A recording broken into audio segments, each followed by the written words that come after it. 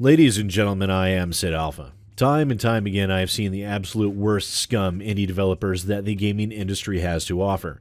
Between asset flippers, asset thieves, pure unadulterated greed and avarice, as well as just plain being a garbage human, the Steam storefront has slowly turned into a raging dumpster fire of what can be considered the absolute worst that the games industry has to offer.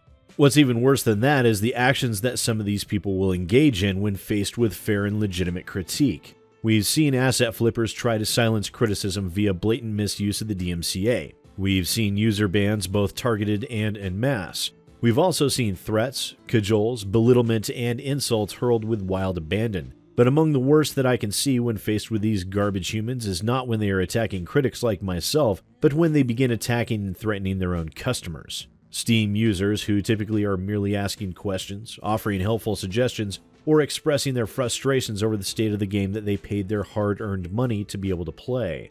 Now, earlier today, I was informed of an issue where Steam users were faced with this exact problem in regards to ArsLogica LP, the publishers of the game Devoid of Shadows, an exceptionally bland title by In-Game Studios, when Steam users were threatened with legal action by one of the team's members when the English translations of the game were met with criticism. In a discussion post that has since been deleted by the developers, the Steam user Jerry posted, "Tip, do not use Google Translator for your shop page." In that posting, he criticized the English translation for the Steam storefront page, and the developer's response actually started off to be quite innocuous. The developer's seemingly reasoned response was, "We cannot know all the languages in the world, and therefore we address to the translators. Their names are available in the credits. All the questions regarding translation can be addressed to them. We shall forward your comment to our translator, and she will contact you." The developers later responded to another person with what continued to seem like they were simply trying to gather information as to what was wrong with the English translation. The developers were getting a bit of a ribbing over the English translation, but at that point there was nothing amiss, and no one was seemingly over the top or deliberately attempting to antagonize.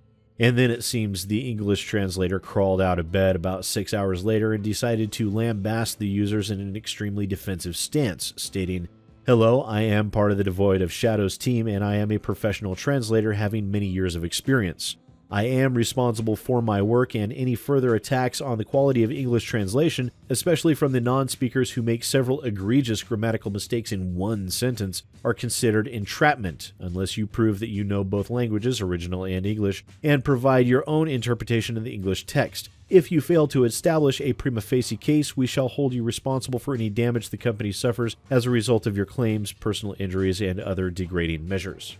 Now, I had to admit, I had to read that twice just to be able to absorb the unadulterated arrogance that was laced through that entire statement. It was so arrogant that it makes my own ego seem positively benign by comparison. But let's go through the levels of douchery within this step by step, shall we? First off, the translator denigrates and belittles the Brazilian for daring to attack their translation while committing the affront of making several, quoting caps for emphasis, egregious grammatical mistakes.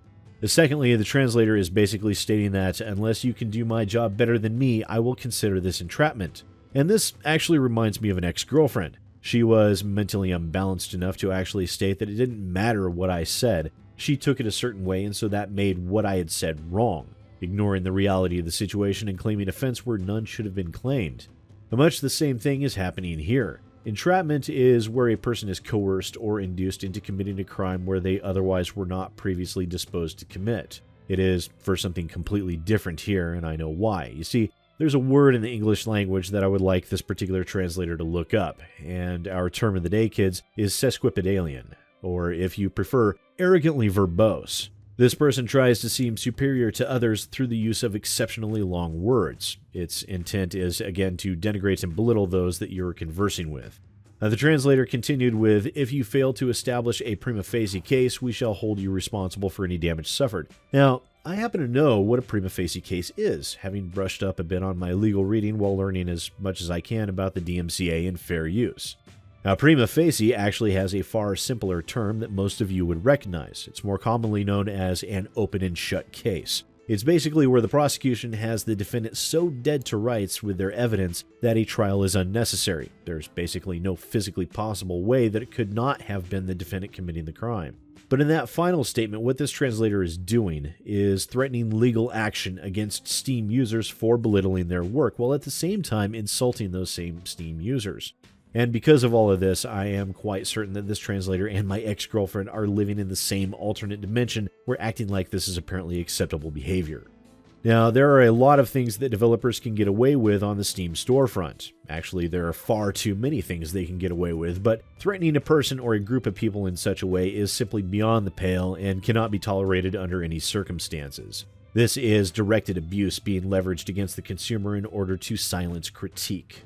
Now, we all know what Valve tends to do with developers like these. They tend to simply disappear one day, but only if they're made aware of what is happening. That is most likely why these developers have deleted that discussion thread and then subsequently banned all users that commented within it. They most likely think that if no one can tell Valve, then they won't have any action taken against them. Except someone did notice. Taylor Whaley wrote an article about it on 2credits.co, and I will link that article down in the description. This video is an attempt to signal boost his message and to make sure as many people as possible are aware of what these developers are attempting to get away with.